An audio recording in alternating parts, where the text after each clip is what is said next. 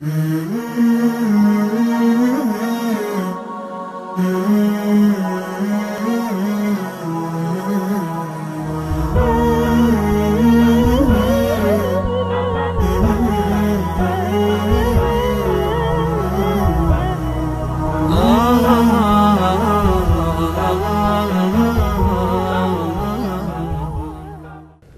ونصلي على رسوله الكريم اما بعد فاعوذ بالله من الشیطان الرجیم بسم اللہ الرحمن الرحیم۔ قرآن کریم نے حضرات صحابہ کرام رضوان اللہ تعالی علیہ مجمعین کو معیار حق قرار دیا ہے، اور قرآن کریم میں بے شمار ایسی آیات ہیں جن کے پس منظر میں کسی نہ کسی صحابی کا کوئی خاص واقعہ ہے۔ سورہ توبہ کی آیت نمبر 118 میں 3 صحابہ کرام کی توبہ کی قبولیت کا واقعہ ہے، اور اس میں امت کے لیے بڑی رہنمائی اور ہمارے لیے بے شمار سبق ہیں۔ آج کی اس نشست میں ہم ان آیات کی تلاوت، ترجمہ اور اس کے پس منظر میں پیش آنے والے واقعے کا تذکرہ کریں گے۔ ہماری اس نشست میں موجود ہیں ننھے منھے حافظ حبیب اللہ، وہ ان آیات کی تلاوت کریں گے، اور اس کے بعد مولانا تنویر احمد آوان صاحب اس کا اردو میں سلیس ترجمہ پیش کریں گے۔ حافظ حبیب اللہ ان آیات کی تلاوت کریں گے۔ اعوذ باللہ من الشیطان الرجیم، بسم اللہ الرحمن الرحیم۔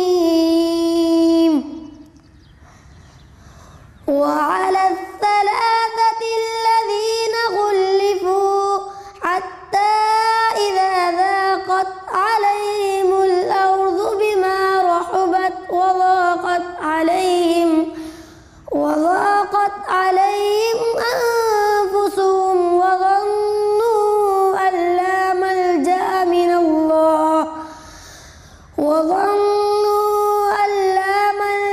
من الله إلا إليه ثم تاب عليهم ليتوبوا إن الله هو التواب الرحيم۔ يا أيها الذين آمنوا اتقوا الله وكونوا مع الصادقين۔ بسم اللہ الرحمن الرحیم۔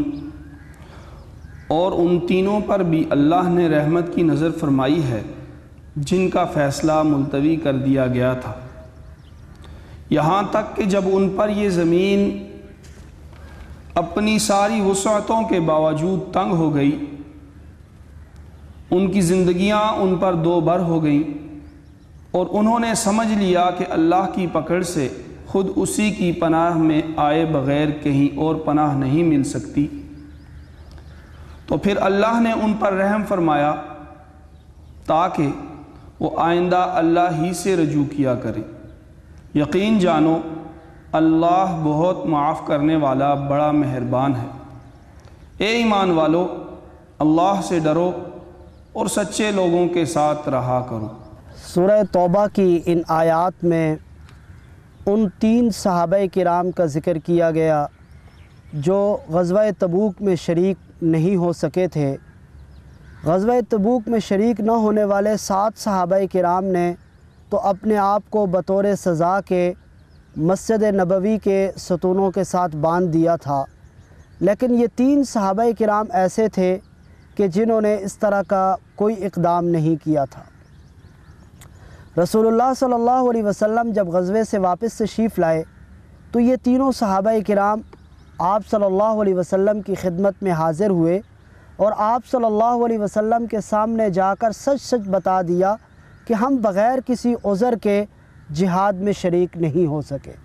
تو آپ صلی اللہ علیہ وسلم نے تمام صحابہ کرام سے ان تینوں صحابہ کا سوشل بائیکاٹ کرنے کا حکم ارشاد فرمایا، اور فرمایا کہ جب تک اللہ کی طرف سے کوئی واضح اعلان نہیں ہو جاتا یا واضح پیغام نہیں آ جاتا، اس وقت تک ان تینوں صحابہ کرام سے مقاطعہ کیا جائے۔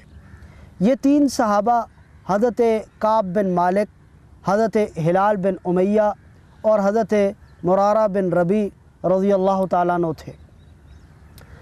بخاری اور مسلم شریف کی طویل روایات ہیں جن میں حضرت کعب بن مالک رضی اللہ تعالیٰ عنہ اپنا پورا واقعہ خود بیان فرماتے ہیں۔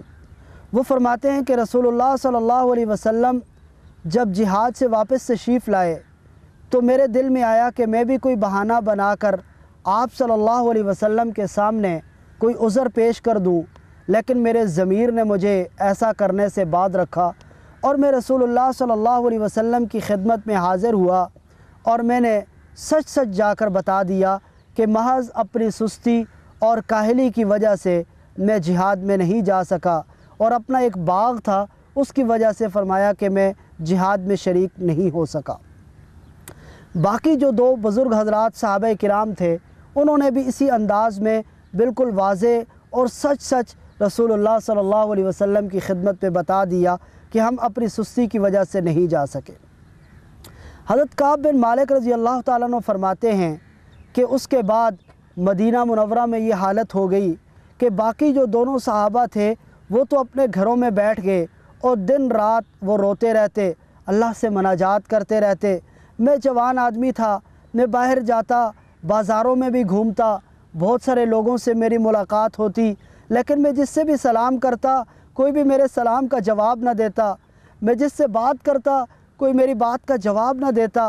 یہ 40 اور 50 دن ہم پر پہاڑ بن کر گزرے، اور قرآن نے جس طرح کہا کہ زمین باوجود اپنی وسعتوں کے ہم پر تنگ ہو گئی تھی، ہم کہیں کسی سے سلام کرتے کوئی سلام کا جواب نہ دیتا، ہم کسی سے بات کرتے کوئی بات کا جواب نہ دیتا، اور میں واپس اپنے گھر میں آتا تو گھر والے اہل خانہ بھی صحیح انداز سے بات نہ کرتے۔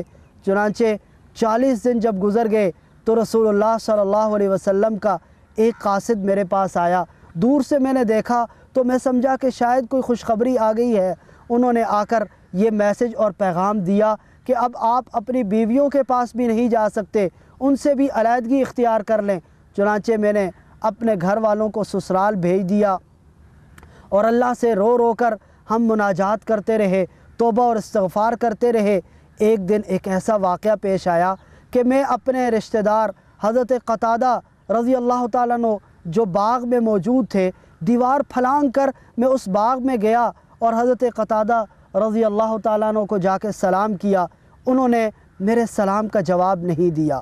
پھر میں نے دوبارہ سلام کیا، انہوں نے سلام کا جواب نہیں دیا۔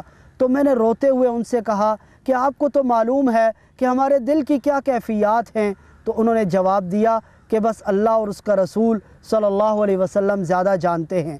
انہوں نے مجھ سے کوئی بات تک نہ کی۔ میں مایوس اور روتے ہوئے وہاں سے واپس آ گیا۔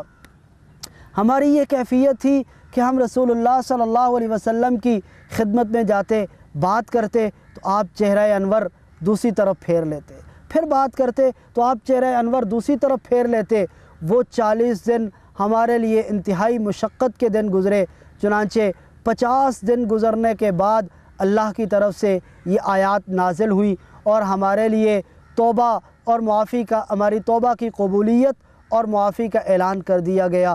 اللہ کے رسول صلی اللہ علیہ وسلم کی طرف سے خوشخبری لے کر آنے والے شخص نے ہمیں خوشخبری سنائی اور دور سے آواز دے کر ہمیں مبارکباد دی۔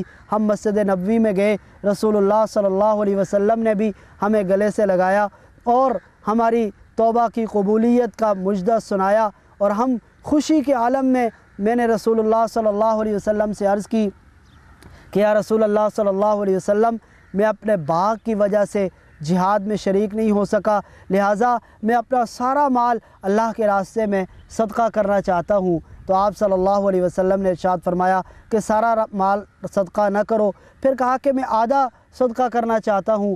آپ نے اس سے بھی انکار فرمایا اور فرمایا کہ اپنا تہائی مال تم اللہ کے راستے میں صدقہ کر دو۔ چنانچہ میں نے تہائی مال اللہ کے راستے میں صدقہ کر دیا۔ یہ ان آیات میں ان تینوں صحابہ کرام کی توبہ کی قبولیت کا ذکر کرنے کے بعد ارشاد فرمایا، یا ایھا الذین آمنوا اتقوا اللہ، اے ایمان والو، جو انسانیت کی بنیاد ہے وہ تقوی ہے، تم اللہ سے ڈرو، وَكُونُوا مَعَ الصَّادِقِينَ، اور سچے لوگوں کے ساتھ رہو۔